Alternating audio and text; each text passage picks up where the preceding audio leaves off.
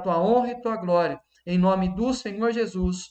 Amém, amém e amém. Queridos, então nós vamos para a mensagem, a terceira mensagem desta série, qualificando a vida, anseio pelo melhor, qualificando a vida pelo Evangelho. Nós já falamos sobre qualificar os nossos pensamentos, nós falamos sobre qualificar os nossos relacionamentos, e hoje nós iremos entrar mais um assunto que nós precisamos, ainda mais em tempos de dificuldades que nós estamos passando, nós precisamos qualificar uma área específica da nossa vida, da nossa relação com Deus e qualificar através do Evangelho. É visível a todos nós que estamos passando por tempos de dificuldade e que a nossa fé, de certa forma, tem sido confrontada. É o momento que nós somos desafiados a colocar em prática aquilo que nós cremos. É exatamente direcionar a Deus a nossa confiança.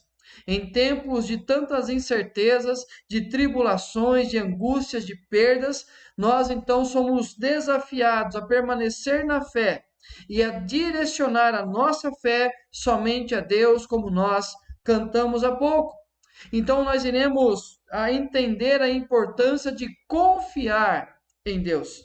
Eu quero aqui trazer algumas bases teológicas que nós temos e no dia a dia nós usamos expressões e nós sabemos disso. Por exemplo, Deus controla todas as coisas. Isso é soberania. Isso é entender que Deus está no controle de todas as coisas. Deus é soberano. Deus sabe de todas as coisas. A onisciência de Deus. Deus conhece, Deus sabe, Deus ele tem o pleno entendimento de toda a realidade da vida. Deus ele tem o pleno entendimento de todas as coisas e também o pleno conhecimento de cada um de nós. Nós sabemos disso. Deus pode todas as coisas. A onipotência de Deus, o poder de Deus. Então nós afirmamos isso todos os dias da nossa vida. Que Deus é soberano, que Deus é onisciente e que Deus é onipotente. Nós sabemos que Deus está no controle, que Deus sabe, e esse Deus pode transformar todas as coisas. O texto que nós lemos logo no início do culto resume, de certa forma, essas três realidades. Deus é o nosso refúgio e fortaleza, socorro bem presente nas tribulações. A expressão do salmista, e como nós lemos no começo do culto, ele fala que ainda que as águas tumultuem e os montes se estremeçam, tudo pode perder o controle ao nosso redor. Nós não iremos entrar em pânico, nós não iremos entrar em desespero, não porque nós temos forças, não, mas porque nós sabemos que Deus é soberano, que Deus é onisciente, que Deus é onipotente, e é nele que nós iremos buscar refúgio, e é ele a nossa fortaleza. É esta convicção que nós temos que ter a partir da palavra de Deus. E eu tenho a plena certeza que você confia desta maneira. Mas, queridos, por que tanta desconexão entre o que cremos e o que vivemos? Entre entender que Deus tem o poder, que Deus sabe, que Deus pode. E quando nós enfrentamos as dificuldades da vida, nós não conseguimos andar debaixo desta autoridade que nós entendemos, que nós conhecemos. Ou seja, porque aquilo que nós conhecemos em relação a Deus não está diretamente conectado com a nossa vida, em especial quando nós enfrentamos dias difíceis. Diante de tempos de sofrimento e angústia, temos a tendência de buscar refúgio e socorro em tantas coisas e não em Deus. Quando nós enfrentamos a dor, a perda, o sofrimento, a angústia, nós temos a tendência humana, natural nossa, de buscarmos refúgio e socorro em tantas coisas, menos em Deus. Nós confiamos naquilo que os nossos olhos podem ver, no que o homem pode fazer e até onde nossa experiência pode nos levar. Então, diante do momento de sofrimento e angústia, nós recorremos àquilo que é palpável, aquilo que é visível, aquilo que aparentemente vai nos dar estabilidade, e nós nos refugiamos nessas realidades. Queridos, preste atenção nessa frase. É o momento que mais criamos ídolos em nossas vidas. É no momento da dor, da angústia e do sofrimento. É diante do medo que você e eu criamos ídolos. É onde nós depositamos a nossa confiança naquilo que não é Deus, aquilo que não pode transformar a nossa história. Talvez você esteja ouvindo essa mensagem até aqui e discordando do que eu estou falando, dizendo assim: não, pastor, eu quando estou em angústia e tristeza, a primeira atitude minha é buscar a Deus. Não, pastor, eu não vou criar ídolos, eu não vou buscar outras realidades, eu vou buscar apenas Deus. Mas antes de você discordar do que eu estou falando, vamos aqui para um rápido teste, para que nós possamos entender as nossas atitudes. Mas para que nós possamos responder esse teste, precisamos de sinceridade no nosso coração. Primeiro, diante de situações adversas, você aquieta seu coração e busca Deus em oração? Quando você enfrenta uma situação que aparentemente que perdeu o controle, e ali você enfrenta o sofrimento, a angústia e a dor, qual que é a primeira atitude que você tem? Aquieta o seu coração e busca Deus em oração? Ou a segunda atitude? Mesmo pensando em Deus, você procura meios mais rápidos para solucionar o que lhe aflige?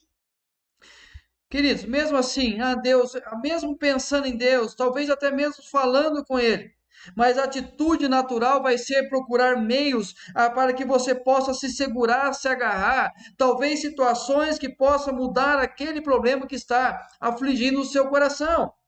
Qual atitude você toma diante de situações adversas? A tendência é que nossa religiosidade maquia nossa autoconfiança, autoconfiança ou mesmo, desculpa inventar a palavra aqui, coisas confiança. Ah, Quando eu uso aqui esse termo, a nossa tendência à religiosidade, a nossa religiosidade passa a maquiar aquilo que nós estamos fazendo. Por quê? Porque o mais correto seria a opção um, mas o que nós mais fazemos é a opção 2. E quando nós estamos procurando meios para tentar solucionar os nossos problemas, meios que os nossos olhos podem ver, que a nossa mão possa pegar, nós estamos até mesmo pensando em Deus. Isso é religiosidade. Mas, infelizmente, nós estamos apenas demonstrando uma autoconfiança, que eu sei o que é melhor. Uma outra confiança, eu preciso buscar pessoas para me ajudar. Ou uma coisa confiança, aonde eu procuro coisas para satisfazer os anseios do meu coração e é nestas coisas que eu deposito a minha confiança. Ou seja, quantas vezes justificamos a nossa confiança em tantas outras coisas, dizendo que talvez sejam meios pelos quais Deus irá nos consolar? Quantas vezes nós depositamos a nossa confiança no dinheiro, a nossa confiança na nossa saúde, a nossa confiança nos governantes, a nossa confiança no outro, a nossa confiança em objetos, em coisas que talvez a gente acha que vai fazer com que o nosso coração se aquiete. Mas aí então eu começo a justificar e dizendo assim: não, foi Deus que deu essa opção. Foi Deus que me deu a oportunidade. Foi Deus quem abriu a porta. Algumas frases que demonstram essa facilidade que nós temos para nos justificar quando nós não estamos depositando a nossa confiança única e exclusivamente em Deus. Veja se você já falou alguma dessas frases. Deus sabe por que faço isso. Diante da dor, do sofrimento, da angústia, nós buscamos um refúgio, nós buscamos um outro socorro, mas nós sabemos que aquilo ali não é Deus, nós sabemos que aquilo talvez nem agrade o coração de Deus, mas nós nos justificamos. Deus sabe por que eu estou fazendo isso. Deus conhece a sinceridade do meu coração. Tudo bem, pastor, olha, eu estou buscando aquietar a minha alma, o meu sofrimento, talvez numa bebida alcoólica. Talvez num cigarro, muitas pessoas nas drogas, muitas pessoas na prostituição, muitas pessoas na ganância em ganhar mais dinheiro. Essas pessoas procuram esses refúgios e tentando justificar, pastor, mas eu faço com sinceridade. Deus sabe o temor que eu tenho, Deus sabe o quão sincero eu sou quando eu busco nessas coisas. Ou uma terceira frase: se não fosse de Deus, ele não deixaria eu fazer. Essa aqui talvez seja mais utilizada por muitos de nós para tentar justificar a razão pela qual nós buscamos confiar em outras coisas que não sejam o próprio Deus. Queridos, presta atenção.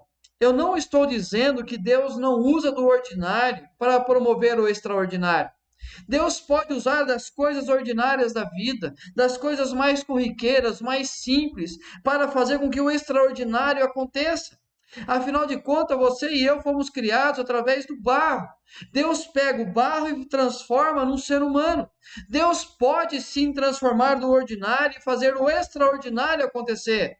Mas preste atenção, mas eu estou alertando que nossa confiança no ordinário não irá produzir o extraordinário. Confiar em coisas, confiar em ações, confiar em nós mesmos, estas coisas ordinárias não irão produzir o extraordinário na nossa vida.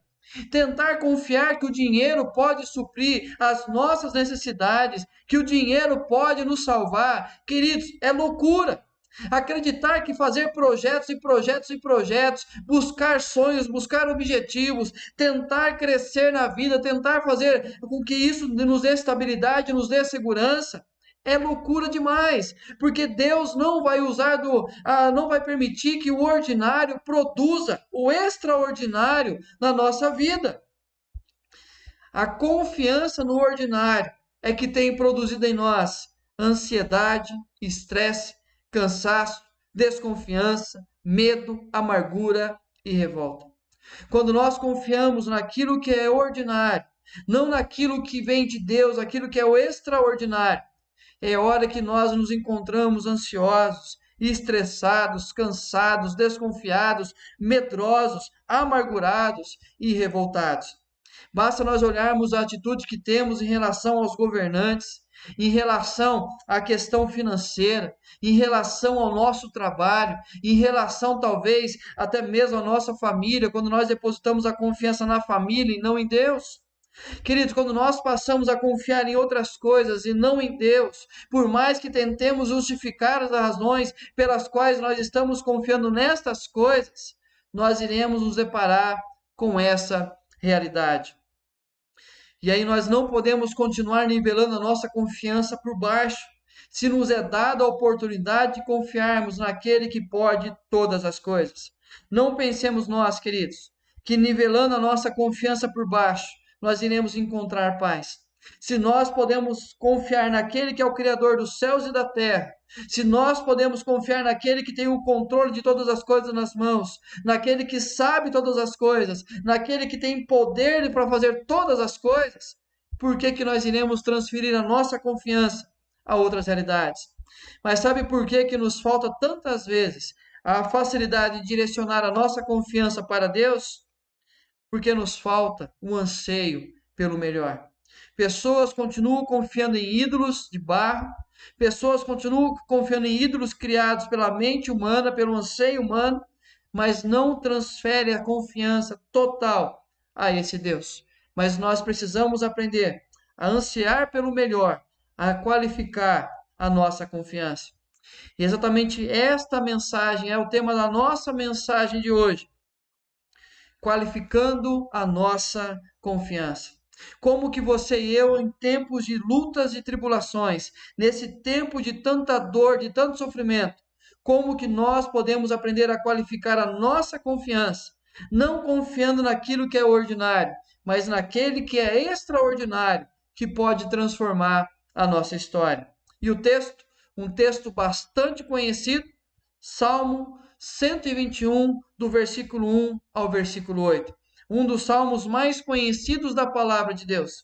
E neste salmo, nós iremos aprender três preciosas lições para que nós possamos qualificar a nossa confiança através do Evangelho. Então, se você anseia pelo melhor e quer qualificar a vida pelo Evangelho, aprenda a qualificar a sua confiança em Deus. Vamos ler o Salmo 121. Eleva os olhos para os montes.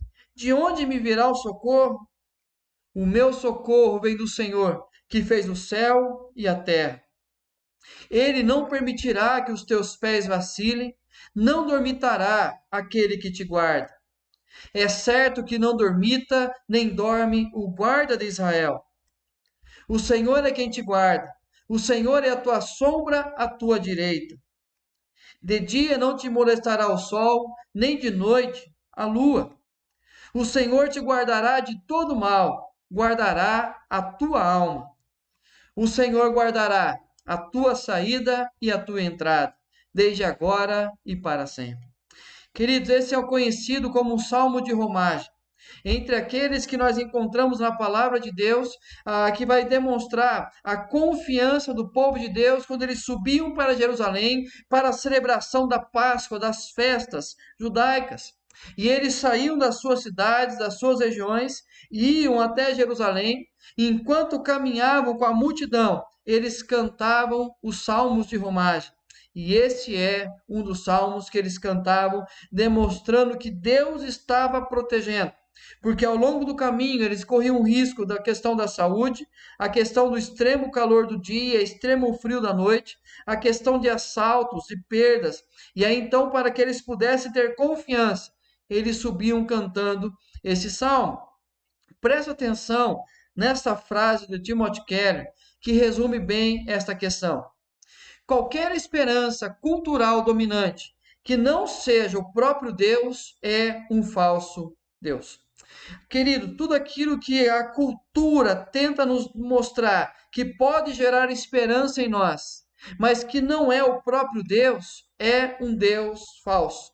Se tenta nos vender que a imagem, a aparência, o dinheiro, a saúde, os bens materiais, o sucesso, a fama, se estas coisas nos vendem dizendo que isso vai nos dar esperança, que isso vai fortalecer a nossa caminhada, que é nestas coisas que nós depositamos a nossa confiança, queridos, isso tudo são uma cultura que tenta nos dominar, mas se não é o próprio Deus, é um falso Deus. É apenas um ídolo, e ídolo não transforma a nossa vida. Mas vamos pensar os falsos deuses culturais que nós encontramos neste salmo, ou pelo contexto do Salmo 121. O primeiro deles, os criados pelo homem, que são ídolos sobre os montes. Quando o salmista fala que ele olha para os montes, uma das interpretações possíveis é que exatamente sobre os montes os idólatras colocavam suas imagens de escultura e ali então confiavam nos falsos deuses feitos por mãos humanas, deuses feitos apenas por escultores humanos, e acreditavam que estes deuses poderiam libertar a sua vida. Infelizmente, os deuses criados pelo homem fazem com que pessoas passem a confiar nesses falsos deuses. E aí nós podemos, como nós falamos, diante da dor e do sofrimento, é o momento que nós mais criamos ídolos. Mas também os naturais, que eram os próprios montes, aonde pessoas adoram a natureza ou confiam na natureza. Pessoas neste contexto do Salmo 121, aonde eles construíam as suas cidades cercadas pelos montes, porque acreditavam que os montes eram grandes fortalezas, queriam proteger as suas cidades. E aí então eles não correriam o risco da entrada do inimigo, porque colocariam vigias sobre aquele monte. Mas também é um falso Deus cultural. E o religioso? Assim também o templo foi construído sobre o monte. E ali talvez a vida religiosa, quando eles olhavam para o monte, entendendo que sobre o monte foi construído o templo, e ali então a vida religiosa, a prática religiosa, a devoção religiosa, talvez seria algo que daria segurança a eles. É o que nós muitas vezes fazemos, achando que simplesmente confiar num ato religioso, Deus irá nos abençoar. Por exemplo, nós falamos há pouco em relação aos dízimos. Infelizmente, muitos acreditam que um ato religioso de dar o dízimo, Deus irá multiplicar o nosso dinheiro. Isso é criar um Deus cultural. Isso é ser religioso e achar que Deus está barganhando conosco. Não, queridos. Um pedido de socorro que aquietará por um breve momento as vozes de nossas preocupações. Quando nós confiamos nesses falsos deuses culturais, nós iremos, de certa forma, aquietar momentaneamente as vozes das nossas preocupações. Então, quando eu confio apenas nesses falsos deuses, por um momento, as minhas preocupações se aquietarão, mas não os gemidos de nossa alma aflita. Nós iremos apenas maquiar o problema, mas a nossa alma continuará gemendo aflita, porque a dor que está dentro do nosso coração, o vazio que nós sentimos, a nossa insegurança, o nosso medo, isso somente Deus pode responder. É esta a resposta que o salmista dá. O meu socorro vem do Senhor que fez o céu e a terra. O salmista não precisa de socorrista momentâneo, mas de um pastor em todas as horas, que não permitirá que os teus pés vacilem. Queridos, você e eu não precisamos tentar maquiar, não precisamos de um socorrista momentâneo. Não é apenas em situações adversas que nós tentaremos recorrer a outras coisas que não sejam Deus.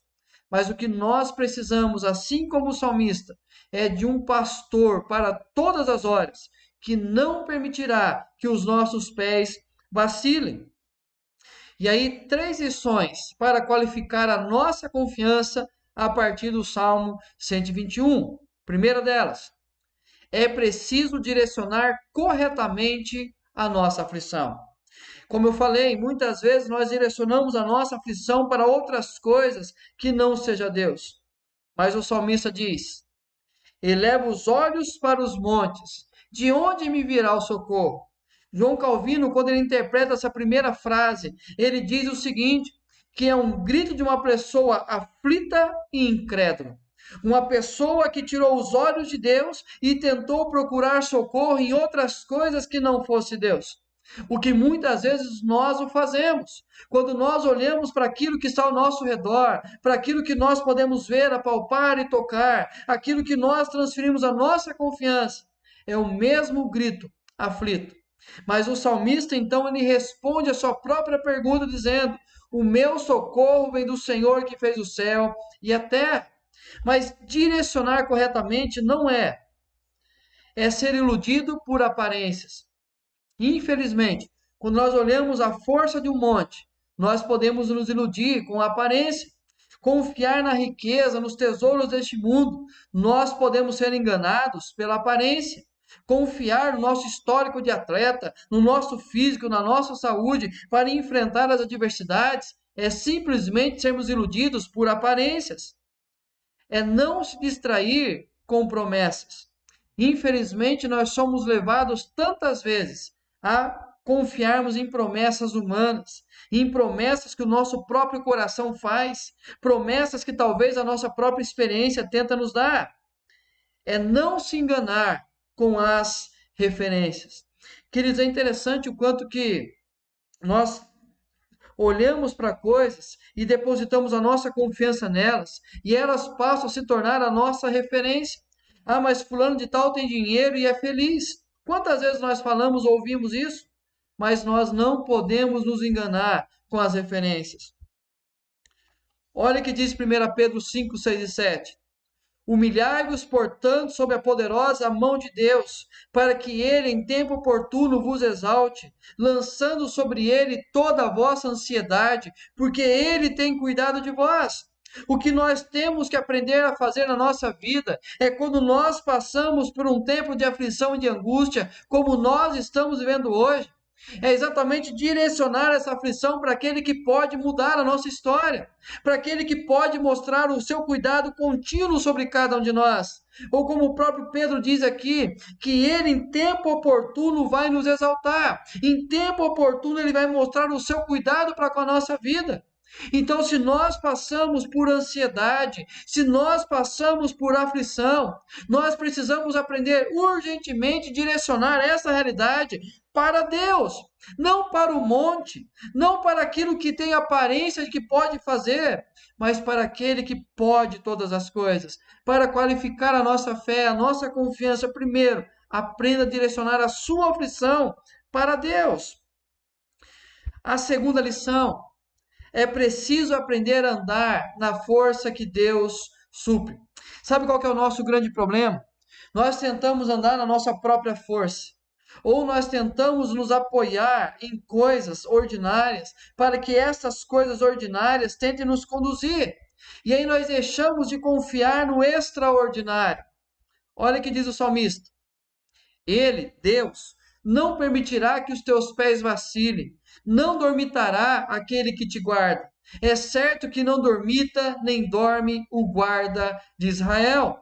Queridos, confiar em ídolos é tornar-se como eles. O que nós encontramos no Salmo 115, ter pé e não andar. Quando nós confiamos em ídolos criados por mãos humanas, nós iremos nos transformar como eles. É isso que o salmista fala no Salmo 115, que aqueles que confiam em ídolos que se tornem como eles. E quando ele descreve o ídolo, ele fala: tem olhos e não vê, ouvidos e não ouve, boca e não fala, nariz e não cheiro, tem braços e não pegam, tem pernas e não andam. É preciso que alguém movimente de um lado para o outro. Esta é a realidade dos ídolos. Mas e quando nós depositamos a nossa confiança neles, nós nos tornamos como eles. Nós seremos pés, mas nós não andaremos. Confiar em vigias é contar com a nossa própria limitação. Quando eles olhavam para os montes, eles colocavam vigias sobre os montes, acreditando que os vigias ficariam atentos, observando aquele inimigo quando o inimigo viesse e alertaria o seu povo. Mas o vigia é uma pessoa, é um ser humano, e ele poderia dormir, cochilar a qualquer momento. E seria neste momento que o inimigo iria atacar. Mas o Deus que nós temos, e o texto diz: não dormita nem dorme o guarda de Israel. Ele não dá aquela piscadela sequer, Deus não cochila, o tempo todo Deus está atento. Mas é preciso aprender a andar na força que Deus supre. Olha o que diz o texto de Isaías 40, 28 ao 31. Não sabes, não ouviste que o eterno Deus, o Senhor, o Criador dos fins da terra, nem se cansa, nem se fadiga? Ou seja, não dormita nem dorme o guarda de Israel? Não se pode esquadrinhar o seu entendimento. Faz forte ao cansado e multiplica as forças do que não tem nenhum vigor. Os jovens se cansam e se fadigam, os moços de exaustos caem, mas os que esperam no Senhor renovam as suas forças, sobem com asas como águias, correm e não se cansam, caminham e não se fadigam. Queridos, se nós queremos qualificar a nossa confiança, nós precisaremos aprender a andar não na nossa força, não na nossa capacidade humana, mas andar na força que Deus supre. É o que o texto de Isaías está dizendo, que muitos se cansam, muitos se fadigam, mas aqueles que confiam no Senhor sobem com asas como águias, correm e não se cansam, caminham e não se fadigam. Por quê? Porque Deus faz forte ao cansado e multiplica a força só que não tem vigor. Quando nós aprendemos a andar confiantes na força que Deus supre, nós iremos passar por isso. Nós iremos enfrentar essa situação. Nós iremos passar pelo momento de angústia, de dor, de perda e sofrimento. Mas nós só iremos conseguir passar porque Deus supre as nossas forças. É Ele que nos faz caminhar. Esta é a segunda lição. Mas a terceira e última lição para qualificar a nossa confiança: é preciso seguir e permitir-se ser cuidado pelo pastor. Não eu, não o pastor humano. Não confie naquilo que é o ordinário, mas confia no que é extraordinário. Confia no pastor das nossas almas, como o salmista no Salmo 95 fala, que ele é o nosso pastor e nós somos ovelhas do seu rebanho. Nós temos o bom pastor, como Cristo se revelou a nós. Ele é o bom pastor, e o bom pastor dá a vida pelas suas ovelhas. É permitir-se ser cuidado por Deus ao longo da nossa caminhada. Olha o que diz o texto: o Senhor guardará a tua saída e a tua entrada, desde agora e para sempre. Esse versículo 8 faz um resumo do que ele fala anteriormente. Quando ele fala que de manhã não te molestará o sol, nem de noite a lua, ele guardará a nossa saída e a nossa entrada, o Senhor estará à nossa direita, o Senhor irá conduzir os nossos passos. O que o salmista está dizendo aqui é Deus como nosso pastor, o Deus como nosso condutor. Queridos, nossa inconstância não é a referência. Sabe qual que é o nosso grande problema? Nós somos inconstantes diante da dor e do sofrimento. Quantas pessoas nesse tempo de pandemia se afastaram desse Deus, abandonaram a presença desse Deus, rejeitaram ouvir a palavra de Deus. Mas isso não é base, isso não é referência. Não é porque nós nos afastamos ou porque nós estamos fracos e desanimados que Deus desistiu de nós. Não. Então a nossa inconstância não é referência. O próprio Deus, o próprio Paulo fala a Timóteo dizendo que por mais que sejamos infiéis, Deus permanece fiel. As dificuldades do caminho não são desculpas para desconfiar.